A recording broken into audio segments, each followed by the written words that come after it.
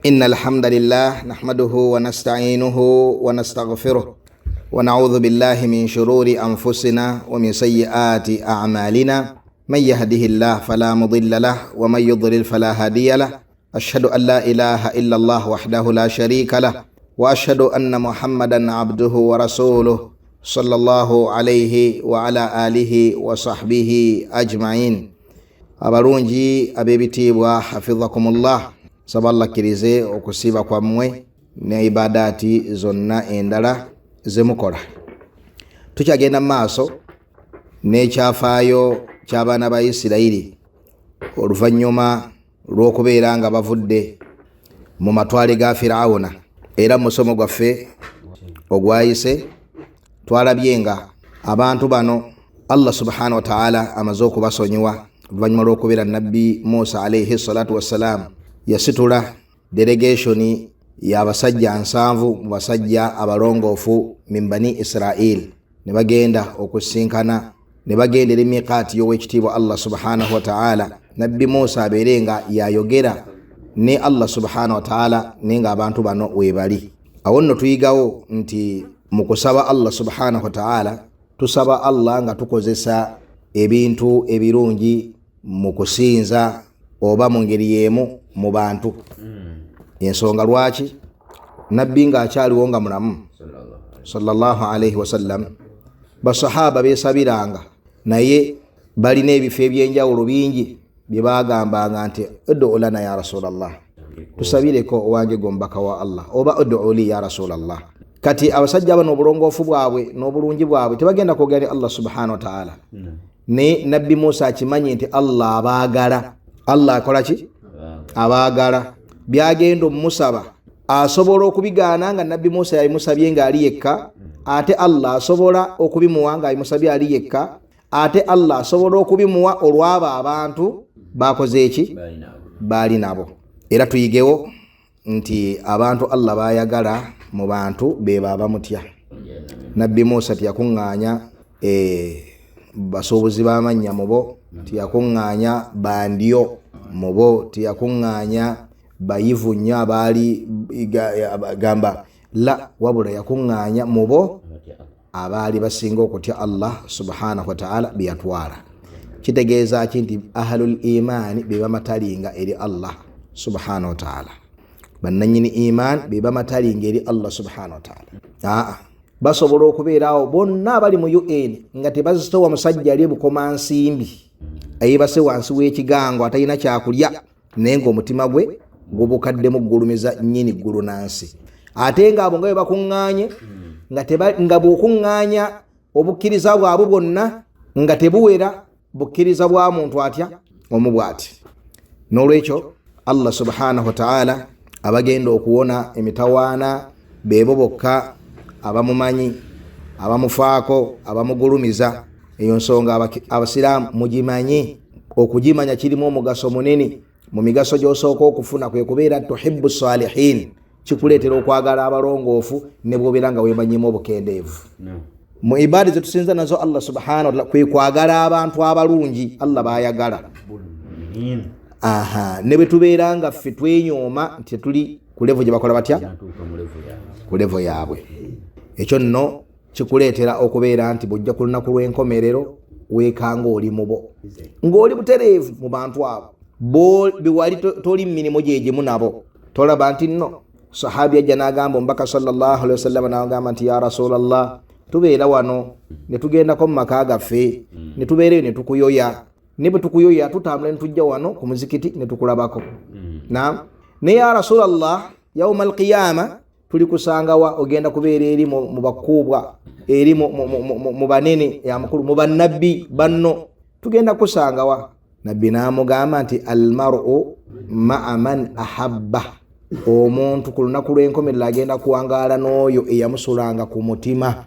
Anas bin Malik agamba nti fama sarrana shay'un a'dham mimma sami'na min rasulillahi sallallahu alaihi wasallam, tetufunangako ssanyu lisinga eryo lye twafuna mu mubaka nga tuwulidde ekigambo ekyo ng'omubaka wa Allah akikola ki?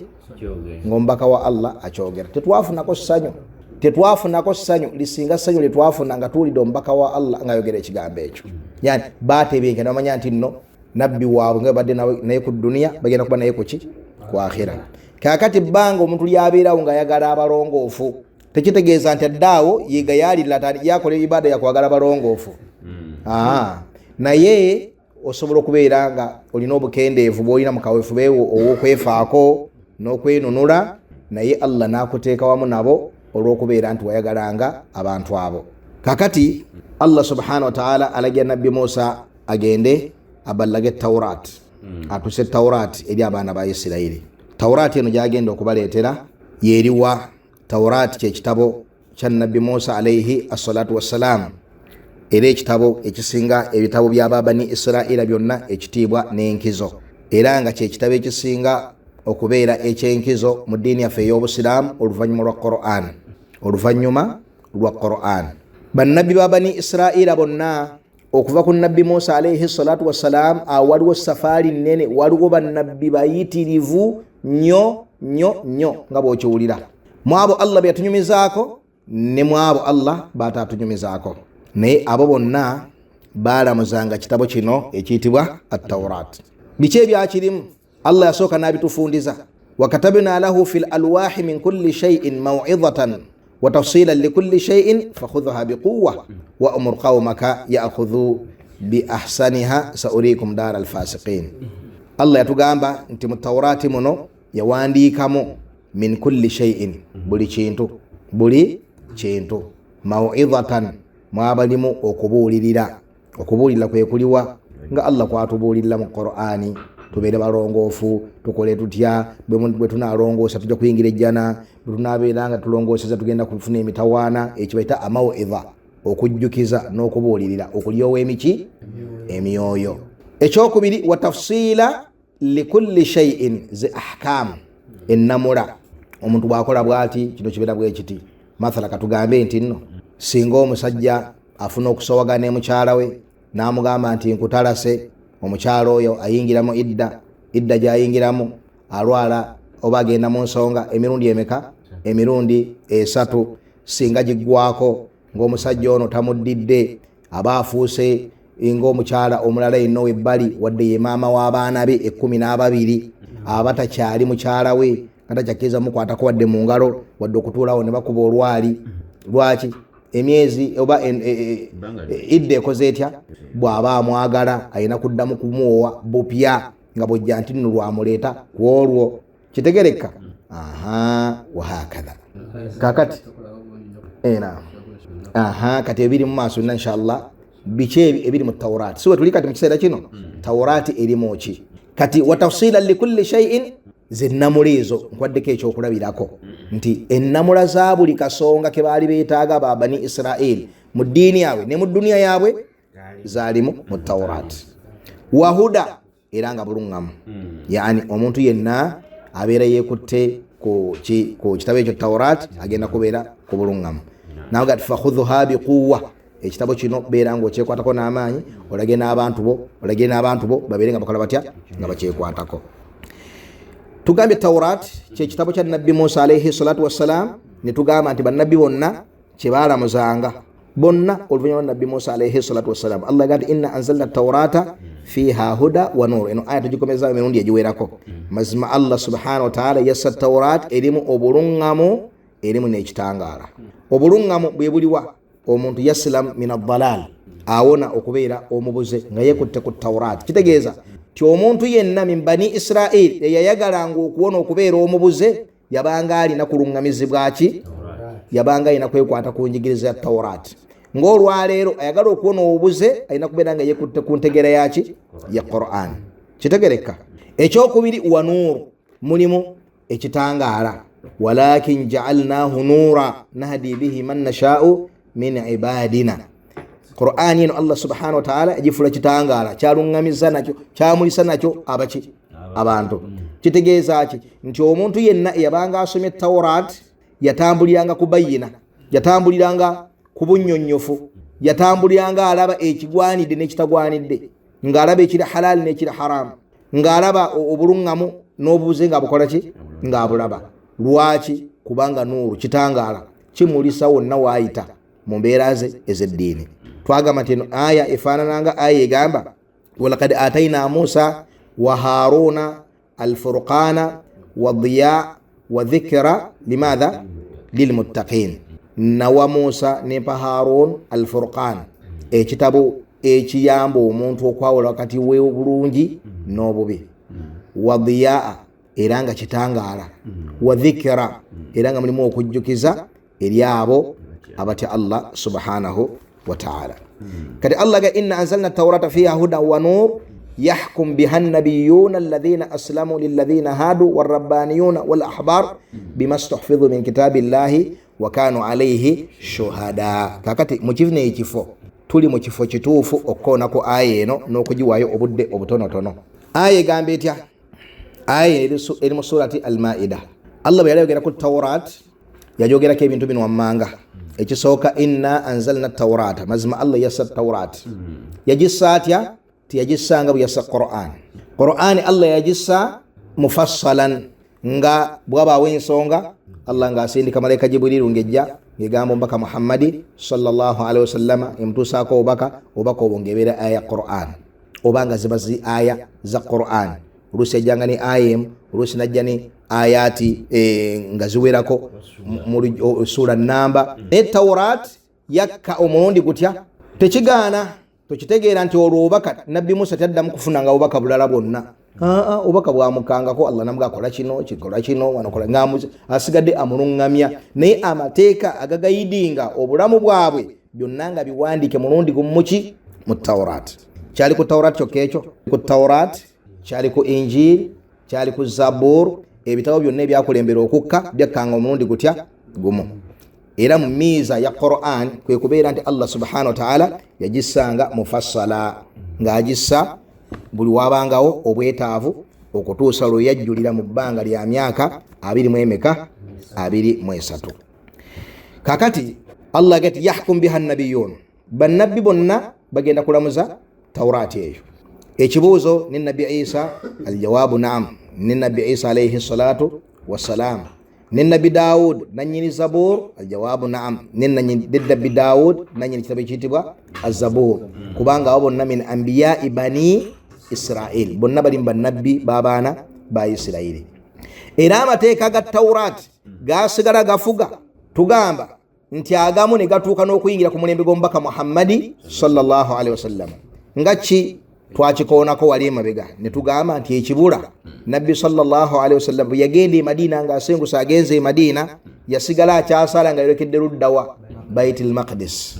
N'amala ebbanga lya myezi emeka 17 nga atunudde Bait al-Maqdis. Bw'aba asaala gy'atunula okutuusa hadithi eri gye mujjukira obulungi Abdullah ibn Umar bainama nnaasu biquba, abantu baba bali e Quba nga bali mu ssala idh jaahum ati, omusajja n'abajjira faqala nga bali mu ssala naga nti inna rasula sallallahu alaihi wasallam qad unzila alayhi laylata qur'anun, ekiro kino nabbi wammwe assiddwako etteeka wa qad umira, alagiddwa an yastaqbila alkaaba, alagiddwa nti atunule mu kaaba. Bali muki? Bali muki? Bali mu ssala. Hadithi gan fastadaru, ne bakyuka nga bali mu ssala munda. Wa kanat wujuhuhum ila sham, bali batunudde sham yani Baitul Maqdis, fastadaru ila alkaaba, ne bawunsika batunudde luddawa, batunudde mu kaaba. Tuyigawo kyawo waliwo faida nti okkirizibwa okwogera n'omuntu ali mu ssala, okkirizibwa okwogera n'omuntu ali mu ssala singa wabawo ensonga eri inevitable eteebereka, okkirizibwa okwogera naye. Bwebeera nga yeebereka tokkiriza kwogera naye kubanga omusarafa omukyusa timing gyaliko, birowoozo biri mu ggulu, biri waggulu eri Allah subhanahu wa ta'ala. Bwenga omugira gwoti okakananga agenze mu katala ayinza n'obutadda okutuusa nga salama amaze ogitoola. Wantuyigawo obujulizi buno nti yajja nga bali mu ssala tiyaga nti akambalinde mala okusaala, yabatuusaawo ddala etteeka era nabo ne bakiteeka mu nkola nga bakyali muki mu ssala. Era olwo n'obujulizi obulala fanadathu lmalaikatu wa huwa qaimun yusalli fi lmihrabi. Ani oyo?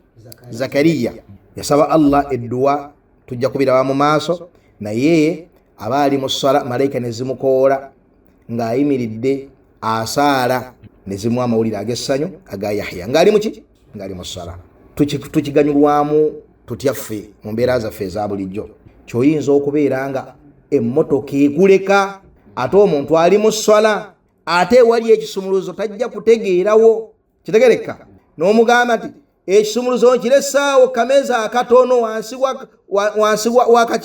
wansi wa katambaala awo, ekitambaala ekyo kibisa akameeza akatono weewali ekisumuluzo n'ogenda n'omalamu. Zambi nedda. Yajuuzu kikkirizibwa naam, kiri mu bintu ebiri inevitable. Obujulizi bujja luddawa mu bintu ebifaanaganako bwe biti. Kitegereka Sheikh Abdurrahman agamba nti ate okuleeta khabari ng'oli mu ssala nti bakuwadde Allah akuwadde ekyengera wangi Allahu alamu, ekyo tekiri inevitable. Tetwagala kugaziya nnyo omulyango guno biidhinillahi ta'ala, ne tujjewo ekyo nti ekiri inevitable omuntu akola atya akkirizibwa okubeera nga akigamba omuntu ng'ali muki mu ssala, so si kugifuula nsonga yakunyumya n'abantu abali muki abali mu ssala. Kakati bannabbi bonna baalamuzanga ekitabo kino at-Tawrat. Zabur temwalimu nnamulampya zaawukana ezo eziri mu Tawrat. Mwalimu ki? Mwalimu al-mubashirat, amawulire ag'essanyu. Bwe munaakola bino mujja kufuna bino, bwe munaakola bino mujja kufuna bino. Yani yajja kuzza bujjandasi y'abaana ba Isirayiri n'okubagamba n'okubongera okubakubiriza okwekwata ku Tawrat n'okubabulya biki ebibalindiridde mu ssanyu singa banaabeera beekutte ku Tawrat nga Allah bwe yagamba mu Qur'an. walaqad katabna fi zaburi min ba'di dhikr anna al-arda yarithuha ibadiya as-salihun. Mazima ddala nawandiika mu at-Tawrat mu Zabur oluvannyuma lwaki lwa Tawrat anna al-arda nti mazima ddala ensi yarithuha ibadiya as-salihun egenda kusiikizibwa abaddu bange abalongoofu. Ekiri minal mubashirat naam, kiri minal mubashirat. Teeka lya halali oba haram nedda. Kitegereka ate yo injili eya Nabbi Isa alayhi salatu wassalam yo yajja okunywezaawo Tawrat naye ng'erinayo amateeka amatonotono geri mu kukyusaamu ebyo abaana ba Isirayiri bye babaddeko. Tukijja ku kigambo kya Allah ekigamba nti wa uhilla lakum ba'da alladhi hurrima alaykum, ngenda kufuula ebimu ku ebyo ebadde haramu ku mmwe mbeere nga mbibafuulira halal. Era we waava embirigo n'abaana ba Isirayiri nga bwe tujja okulaba. Kitegereka lwakyali bwe kityo twakikoonako emabega nti olw'ensonga nti Nabbi Muhammad sallallahu alaihi wasallam yagenda okujja oluvannyuma lw'emyaka 600 egitaalimu nabbi yenna, gy'emyaka egisinga okubeera emiwanvu nga baana ba Isirayiri tebalimu nabbi yenna. Tuli fenna agenda kujja oluvannyuma lw'emyaka egyo 600 ajja abantu ku sharia ya Nabbi Musa abazze ku sharia ya Nabbi Ibrahim alayhi salatu wassalam nga Allah bwe yagamba thumma awhayna ilayka an ittabi millata Ibrahima hanifa wa ma kana minal mushrikin. N'olwekyo ebyo Tawrat mu bufunze ennyo. Biki ebyali mu Tawrat ebirala? Mu Tawrat mwalimu okubeera nga Allah abuulira abaana ba Isirayiri ebintu ebyali mu byafaayo by'abannabbi abaakulembera. Era mu Tawrat mulimu ekyafaayo kya Nabbi Yusufu alayhi salatu wassalam nga bwe kiri mu Qur'an, nga bwe kiri mu Qur'an. Wabula enjawulo ekiriko nti nno kyekyafaayo ekiri mu Tawrat kyekitoogera mu ebyo ebiri mu Qur'an wali nga Nabbi Yusufu ali ku luzzi. Tekyogera luzzi fi ghayabati al-jub ng'ali mu luzzi. Naye ebisigadde byonna mu Qur'an ng'ekyafaayo ekyo bwe kiri mu Qur'an bwe kityo bwe kiri luddawa bwe kiri mu Tawrat. Era mu ngeri y'emu mu ebyo ebyali mu Tawrat mulimu ekyafaayo kya Nabbi Adam alayhi salatu wassalam, amakulu ku ntandikwa y'okutonda omuntu ekyali wakati wa Adam ne Ibulisu, bye byaliwo okulya ekibala Allah subhanahu wa ta'ala kye yamugaana okubeera nga alya byonna engeri gye baava mu ggulu mu jjana. Allah n'abagamba bakke ku nsi ebyali wakati wa batabani be ababiri ayitibwa Qabil ne Habil. Ebyo ebimu nno ebifaanaganako bwe bityo bingi bikyalimu hatta nemu Bayibuli. Lwaki? Mu ebyo bye baakyusanga bye baabanga balinako endasa okukyusa baayagalanga kusika mwoyo gwa bukkiriza mu bitabo ebyo. amma zino stories ezisajjibwamu nnyo bukkiriza ebyo babirekangamu kitegereka. Era bwogenda n'osanga omukatoliki omusanga akimanyi nti Adamu yalinayo abaana ababiri omu yatta munne nga bakikola batya nga bakimanyi nti Nabbi Yusufu yalina baganda be gundi era bakola bwe bati ebyo bisingana bikola bitya. Lwaki? Olw'ensonga ebintu ebifaanaganako bwe bityo tebabanga na nsonga lwaki babijjamu ne babirikamu ne balyoka bakwata obukaafu ne babusonsekamu ne bakwata obukkiriza ne babusikamu ogenda okakkana ebitabo ne bifuuka mubaddal muharraf. Nolwekyo ekyafo ekya Qabil ne Habil bamuyita Kain omulala Abel, abo abaana ababiri ebyo kyalimu mu Tawraati mu bujjuvu. Ekyafo ekya Nabbi Nuh alayhi salatu wassalam ne eryato ndowooza bayita Noah's Ark, sibwe baliyita seeka Ali. Ekyafo gyekiri mu bujjuvu bwakyo nga Qur'ani bwekikola etya bwekinyumya ebintu ebyenjawulo byonna ebikiriko, engeri abantu gye baazikirira gye bakola batya amataba biki byonna, wabula obuntu wosiŋŋaana obuntu anti kati wetuli kati otunda Bayibuli mulimu obukyuka mu Bayibuli naye eri mu Tawraati gye tuli ekyafaayo ekyo ekya Nabbi Nuh nga bwe kiri mu Qur'an bwekyo bikyali mu Tawraati. Emirembe gye gyakoma okugenda nga gijja gye baakoma ng'ogenda nga basikamule balabanga wano omuntu ayinza okulobawo imaani nga bakasikawo nga bateekawo nasoraniya, ekintu ekigomeza omuntu kunzikiriza ekinaswara n'ebintu ebirala ebifaanaganako bwe bityo. Amma ekyafo ekya Nabbi Nuh alayhi salatu wassalam ekyo bwekityo kyali mu bujjuvu mu Tawraati nga bwe kiri mu Qur'an. Era mu ngeri y'emu mwalimu ekyafo eky'abannabbi nga Hud, mwalimu ekyafo ekya Nabbi Saleh, ekyafo ekya Nabbi Ibrahim, ekyafo ekya Nabbi Lut, ekyafo ekya ashabu Madian, bantu bani bannabbi ani Shuaib, ne ahdafi ezaaliwo ne Firawuna byonna okutuuka ku kuzikirira kwa Firawuna, okutuuka kuki ku kuzikirira kwa Firawuna. Ebyo byonna Allah yabiteera abaana ba Isirayiri mu Tawraati nga rekodi y'obulamu bwabwe bye bazze bayitamu ne Firawuna, era mu ngeri y'emu n'ebyafaayo byabo abaali bakulembedde. Lwaki ebyafaayo bino Allah biteeka mu buli kitabo? Abantu basobole okubeera nga bamanya enkola ya Allah nti tekyukakyuka ku bakiwagi bamawale, esigala yeemu, era enkola ya Allah mu balongoofu naye esigala yetya yeemu. Kati abantu beerondereko baagala history nabo ebateeke ku saidi ng'eyabali bye tusomako abalungi, kubanga buli mufenna tulina history waffe, si bwe kiri? Oba history twagala naffe eteeke ku saidi y'abali abaazikirira ne babeera nga bambalagana n'obusungu bw'ekitiibwa Allah subhanahu wa ta'ala. Era mu ebiri mu Tawraati mwe muli ekigambo kya Allah subhanahu wa ta'ala nga bwakitulaga obulungi mu Qur'an. Wa idh akhadhna mithaqa bani Israil la ta'buduna illa Allah, kubanga gwe mwoyo gw'obunnabbi, gwe mwoyo gwa buli kusinza, gwe mwoyo gwa buli milla Allah gyateekangawo kubeera nga baawula Allah subhanahu wa ta'ala, nga bwe yagamba Allah subhanahu wa ta'ala walaqad ba'athna fi kulli ummatin rasula an i'budu llaha wajtanibu at-taghut. Owekitiibwa Allah subhanahu wa ta'ala buli umma, buli kibiina ky'abantu yakisindikamu omuki omubaka an i'budu llaha musenyo katuno barakallahu fikum an i'budu llaha, okubeera nga basinzaani owekitiibwa Allah subhanahu wa ta'ala yekka, wajtanibu at-taghut, mwekeke okubeera nga musinza buli kyonna ekitali ani ekitali Allah subhanahu wa ta'ala. Kitegereka kakati eno aya eri mu ezo ayati ezaali obutereevu muki mu Tawraati egamba etya wa idh akhadhna mithaqa bani Israil, endagaano mithaq gye bayita al ahad al muakkad al mughallaz, kiki bayita mithaq ekisiŋŋaana nnyo mu Qur'an. Kitegeeza ki al ahad al muakkad al mughallaz, kyekintu Allah kyalumiriza nakyo abantu kino kibeeranga bwe kiti, oyo yenna alikyawukanako agenda kufuna omutawaana, kyebayita mithaq, endagaano Allah gyalagaanyisa abantu. Nam al ahad al muakkad al mughallaz bidha.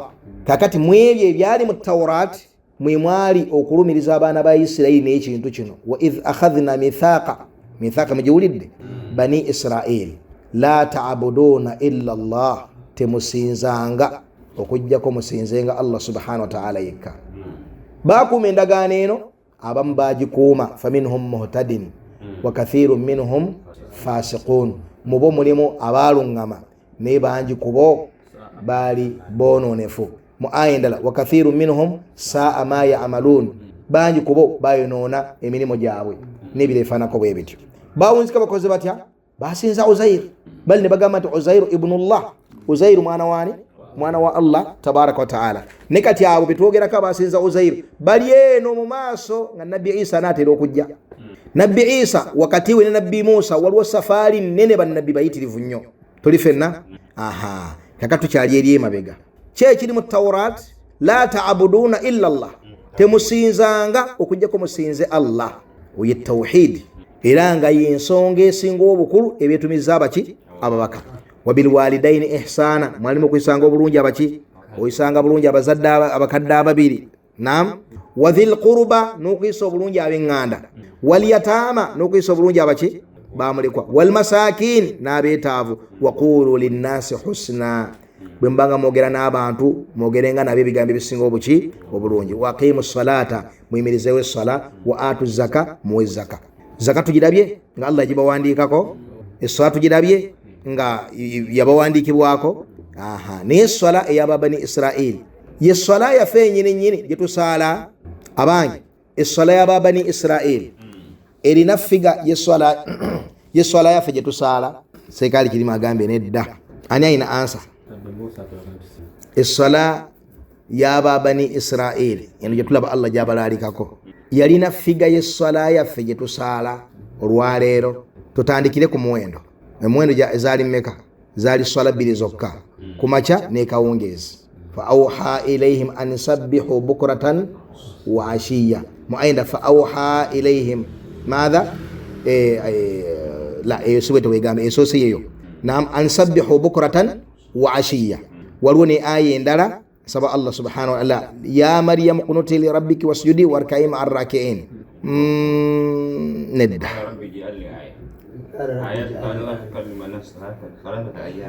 إلا رمزا واذكر ربك كثيرا وسبح بالعشي والإبكار. إيه بدين جعارة وسبح بالعشي والإبكار. الصلاة يا أبو يبانغ يا كسارة كماcha نكاونجز. أما قلت باين الصلاة مكا تباين الصلاة تانو باين الصلاة مكا بيري. إيران نمويشو يشراجيشو يكبر النبي موسى yasigala agamba Nabbi Muhammad sallallahu alaihi wasallam hatta nabi zawere 5 mu Isra wal Mi'raj dayo bazikendeeze nze zange zali meka zali 2 gamba zaba komyayo watyate 5 okutusa Nabbi sallallahu alaihi wasallam yagamba ndistahyaitu min rabbi azikendeza zije ku 50 zizino ziweze 5 ezo kanzikoze ntya ezo kanzi batwalire netubane swala meka 5. Kati twagaramu figa y'esswala ezo enamba tugirabye. Figa y'esswala ezo efaanana amakulu ensaala yaayo efaanana n'ensaala gye tusaalamu oba nedda awo we tuli kati mu kiseera kino okwanukula obutatwala budde nti ng'oggyeko ebintu ebitonotono eby'omunda yo figa ey'okungulu ey'esswala y'emu kwabanga kuyimirira, kwabanga kutama, kwabanga kuvunnama, kwabanga khushu'u obutebenkevu muyo. Naam, ebyo yabanga essala yaabwe. Amma okuyimirira fanadatul malaikatu, malaika ne zikowoola nabbi Zakariya akyali ku sharia Tawrat ne zimukowoola wa huwa qa'imun ng'ayimiridde yusalli akola ki? Tulabye nti essala yaabwe babanga bayimiridde. Tugamba nti bano abatudde ku ntebe mu makyaki nti bali ku milla eri awo bamutakabbirun bannabida. Owulidde bulungi? Bamutakabbirun bakiwaji bannantagambwako bakola bida mu bubuze bwabwe. Essala y'abannabbi kwabanga kola kutya? Ekyo kimu. Ekyokubiri nga mulimu rukuu nga mulimu ne sujudu. Ya Mariyamu, owange gwe Mariyamu, uqunuti li rabbiki wasjudi warka'i ma'ar rakin. Al-qunut tukifunamu okuyimirira, al-qiyam. Warka'i okutame, naam, wasjudi warka'i ma'ar rakin. Ovunname okola otya? okutame. Kitegeeza ki? Timwabangamu okuvunnama, mwabangamu nokukola kutya. Mpayizo ganti ati ono Mariyamu ate ali eno ku gundi. Nabbi Isa otannazaalibwa, ekyo ekiragiro Allah kiwa Mariyamu ng'ali mu mihrab, tannafunana akyali wa Zakariya, tannafunana na lubuto lwa nabbi yani na nabbi Isa makulu kibayita Injili, tekinakola kitya, akyali ku sharia yani ya nabbi Musa alayhi salatu wassalam ya Tawrat. Tuli fena bibitibwa era mu ebyo ebyali mu Tawrat kwe kubeera Allah yabagaana okuttingana wakati waabwe, okuyiwa emisaayi wakati waabwe. Wa idha akhadhna mithaqakum la tasfikuna dima'akum. Era mu ngeri yemu Allah subhanahu wa ta'ala mwebyo byateeka mu Tawrat mwalimu okukuba omwenzi amaki amayinja. Ekyo nno kyajjira ddala eno hatta waliwo negundi neketuwulira abayiri nga banyola nakyo abagundi abaki abakristaayo babakristo ekyafeyo kya Mariyamu anga ddala ena omuntu gwe baleetanga akoze eki gwe baleetanga ayenze n'agamba nti kumwe atayendanga amukuba amaki amukuba amayinja. Naam, amakulu hukumu baali bagikola batya? Baali bagimanyi bulungi, naye tulina obujulizi obw'ekitiibwa obusinga obwo bal obuli mu sunna z'omubaka Muhammadi sallallahu alayhi wasallam. Mu hadithi gye mmanyi obulungi ya sahaba etibwa Ibn Umar eri mu Bukhari, abayahudi ab'e Khaybar bwe bayenda ne bajja eri nabbi sallallahu alayhi wasallam akole ki? Abalamule. Nabbi naga ma tajiduna fi sha'ni Tawrat, kiki mwina mu Tawrat? Ne bagamba nti tumuweebulaawo ne tumukubakubamu awo empi. N'abaga ti mugireete, ne bagireeta. Ani yaliwo mu Bayahudi abaali basiramuse? Abdullahi ibn Salam nga waali. Fafatahu ne bagibikkula, yagibikkula yali mu kujju n'ateeka waawo omukono awo yeefudde nga anoonya sayidi yeeno, kumbi ekigalo wakitadde atadde kanyiriri wennyini. Ku aya wakoze eki? Watadde. Abdullahi ibn Salam naga irfa yadak, sula omukono. Hadithi egambye etya? Fa idha fihi ayatu rajim, bagenda okulaba nga wali aya eragira okuba omwenzi amaki amayinja. Nabbi n'alagira ne bakola batya? Ne bakubwa farujima, n'alagira ne bakubwa amayinja. Tuli fenna awo ennyininyini bwe baali bajja, Allah yamugamba zino ayati ziri mu Suratul Maida, yamugamba nti bwe babazze fahkum bainahum au arid anhum, oli waddembe okubalamula oba oli waddembe gati anze mundeke mugende. Amakulu mukhayyar waddembe, omusiraamu waddembe okulamula wakati wabaki wabakafiri singa babeera bazze. Wa in hakamta, ne bw'oba olamudde fahkum bainahum bilqisti, yani olina obbalamuza Qur'ani. Kitegereka bajja abalamudde enaamu ye Qur'ani, yani bwe bwenkanya buno bwennyininyini bwe baali balina. Wali yali abagamba kubalumiriza bulumiriza, so si nti alamuza Tawrat, kubanga Tawrat terina kulamula kutuli mulembe gwa Nabbi sallallahu alayhi wasallam. Ne mulimu etteeka abagati, etteeka eriri eyo ewammwe liwaafakira ddala kyennyina eno ewange. Tuyigawo nti tukkirizibwa okulumiriza omuntu atali musiraamu n'ekintu ekiri mu kitabo kye. Bujulizi bulikkiriya bulungi nnyo, tewali abugaana okugjako ayagala okuleeta obwamawale mu ddaawa. Tuli fenna kaakati abantu bano bamaze okubeera nga abalamula basiima beekandagga. Allah naga wa kaifa yuhakkimunak wa indahum at-tawrat fiha hukmu Allah thumma yatawallawna min ba'di dhalik. Nga basuka obuyabuya bazze obalamule ate balina Tawrat, etteeka lyennyini balirina mwiriri mu Tawrat, ate oli balaze ate bagenze bakasuka emikono mu bbanga. Wama ulaika bilmuminin, awo bebakaafu nnambeemu, tebakkiriza biri waabwe wadde ebiri luddawa ewuwo, ate bebeereese obalamule ate kyobalamuddeko bakoze batya? Wama ulaika bilmuminin. Tuli fenna tulabyewo nti mu Tawrat mwalimu nti omuntu bw'ayenda nga mufumbo, kyo kye bayita omufumbo, nga yali akoze eki? Awasizzaako okuwasa okutuufu, ne bw'abeera nga mukyala we yamugendako emyaka 4 egiise, kasita ayenda bamukuba mayinja. Sinnamula ya Qur'ani yokka waliwo bwetu bwe yali mu Tawrat. Tuli fenna era mu ngeri y'emu tulaba nga ezzambi ly'obwenzi lyali ddene mu Tawrat. Tulijja luddawa? Wano tulijjeewo ekisooka ne tulijje n'ewalala. Tulaba nabbi Maryam maama wa nabbi Isa alayhi salatu wassalam bwe yajja n'omwana, ya ukhta Harun ma kana abuki mura'a sawin wa ma kanat ummuki baghiya, wange gwe mwennyina wa Harun. Yalina muganda nga muyita Harun, Maryam. kati aleese omwana tebamanyi mwami we. Ma kana abuki mar'a sawin, kitawo tabanko musajja mwononefu. Wama kanat ummuki baghiya, mamoti yali malaya. Tujjawo kinti mwali mu mateeka gaabwe nti obwenzi lyali ki, lyali zambi. Era mu ngeri y'emu mwebyo ebyali mu Tawrat kwe kubeera nti nno omuntu bwatta naye akola atya, naye attibwa. Obudde butambudde, katukome wano. Barakallahu fikum. Bwe tujja okutandikira waffaka Allahu aljamii lima yuhibbuhu wa yarda, walhamdulillahi rabbil alamin.